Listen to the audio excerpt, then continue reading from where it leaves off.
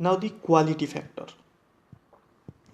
So quality factor is generally defined as reactive power over average power, and this is a measure to how much energy is placed in storage compared to the dissipation. So reactive power over average power, and you know that reactive power is related to energy storage, right?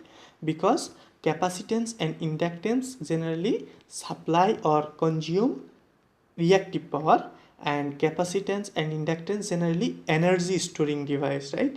Whereas resistance is energy dissipation, because at resistance power dissipation occurs. So obviously this equation denotes that how much energy is being stored as compared to how much energy is being dissipated. That's why quality factor is defined as the reactive power over average power.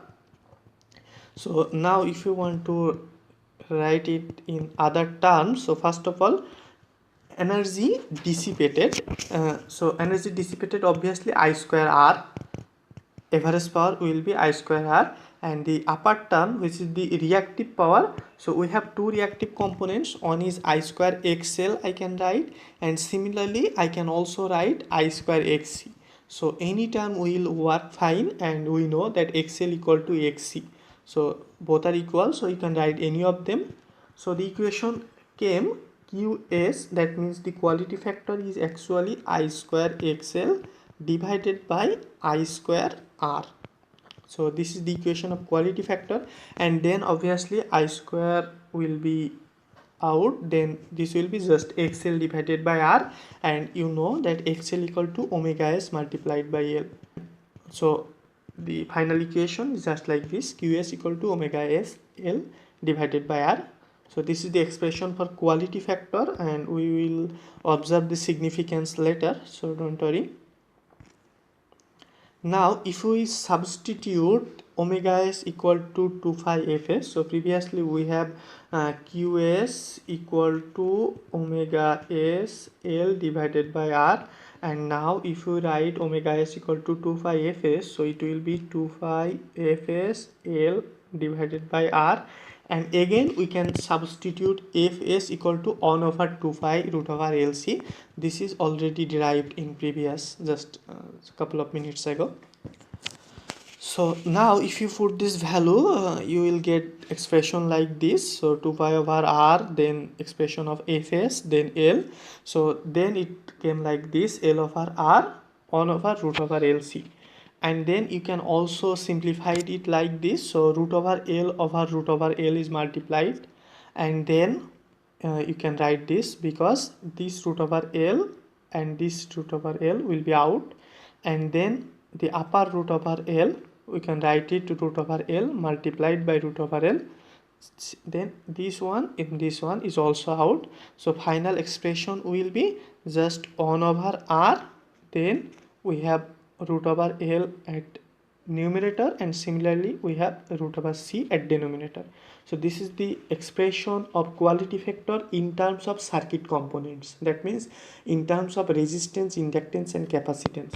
And previous expression, this one was actually in terms of resistance, inductance, and also there was omega s, that was the resonant frequency.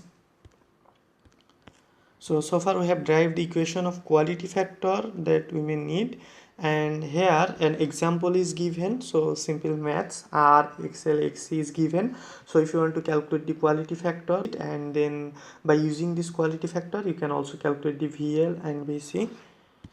Probably did I show you the expression? Okay, I missed this one. So you can also derive the equation of VL and VS in terms of quality factor. How? Because if you apply the voltage divide rule in our circuit, so initially we supplied the E voltage, and it was, we have three components, L, C, and also we have R components here. So this is VL, and this is VC. So obviously this current is I, so obviously VL will be, that E over ZT is the total current, I into E over ZT is the total current. So what will be the value of VL? V equal to I into multiplied by impedance, right? So I is E over ZT. So E over ZT multiplied by XL. This is XL. So that's why this expression came VL equal to XL multiplied by E over ZT. This is just a simple voltage divider rule.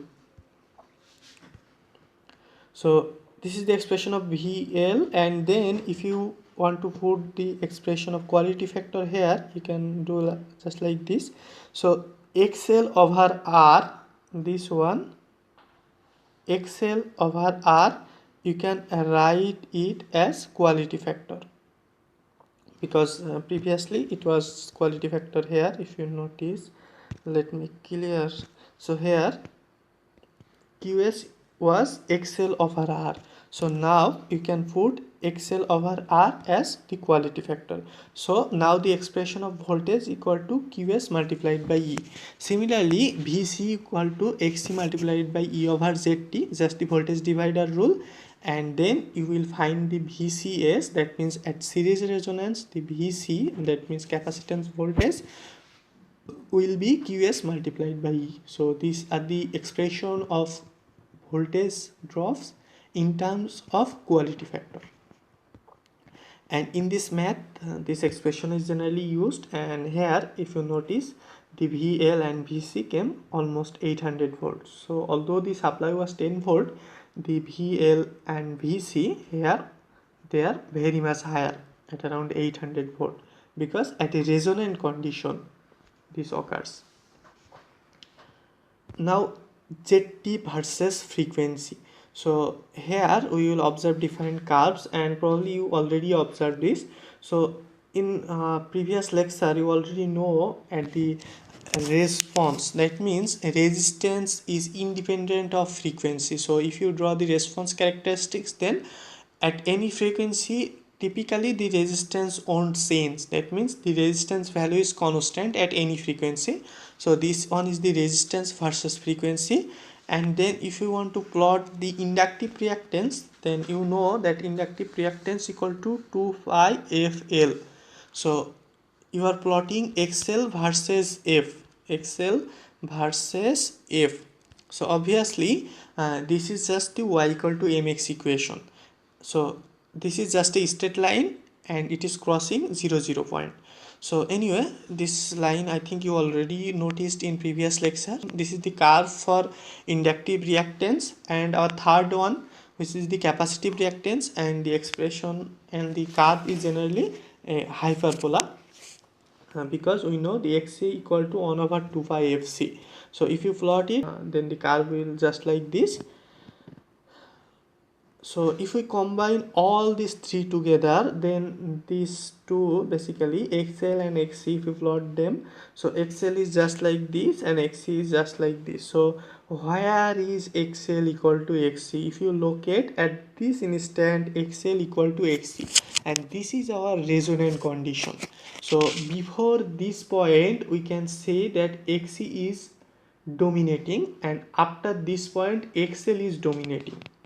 This is already written here. So if you notice here, so at F less than Fs, that means less than this resonant condition, the network is capacitive. Why capacitive? Because the value of Xc is higher, and you know that for capacitive networks I leads E, and for F greater than Fs, that means after the resonant point, obviously the network is inductive, because after this point XL dominates, XL is higher than XC. That's why E will lead I, and at this resonance condition the circuit is purely resistive. That's why E and I are in phase. So if you then draw this curve, we know that the ZT equal to R plus JXL minus JXC, right? So all impedances are summed together. So if you add these two curves, okay, let me clear this all first. So if you add these two curves, then the expression, if you add this one and this one, the expression will be just like this. And you know that r is a constant, so this could be the r1 and the value of r, and these are added. So you can understand that initially it was 0 and it is infinity. So initially it was very high value, then obviously this one is increasing, this one is decreasing. So the common effect will be just like decreasing, and at this particular moment both cancels out, so only r presents, and then again this value is increasing, so this value will also increase. So this is the expression for our total impedance, and it is dependent on frequency since it consists of both inductance and capacitance. So at a resonant condition, this impedance is minimum and this minimum resistance is r. So this is the impedance curve at a resonance condition, series resonance.